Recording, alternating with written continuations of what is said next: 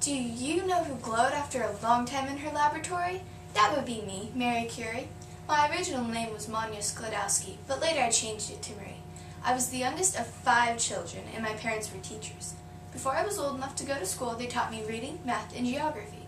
Because of this, I could read perfectly by the time I was in kindergarten. My life was fine for a long time. I got good grades, my family was nice, and I even became interested in physics.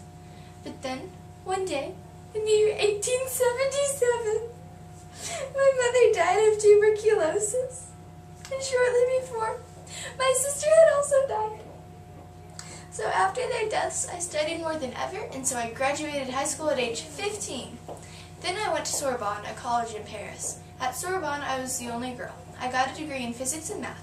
I also met my future husband, Pierre Curie. We got married in 1895, and in 1897, I had my first daughter named Irene. Later in 1904, I had my second daughter named Eve.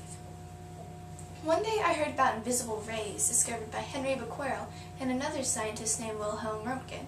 Pierre and I decided to study these invisible rays by ourselves, and in 1903 we won the Nobel Prize in Physics for amazing research.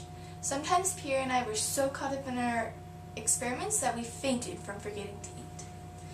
One day while experimenting, I figured out that there must be 2 other unknown elements, and in 1910 I officially discovered those 2 elements, radium and polonium.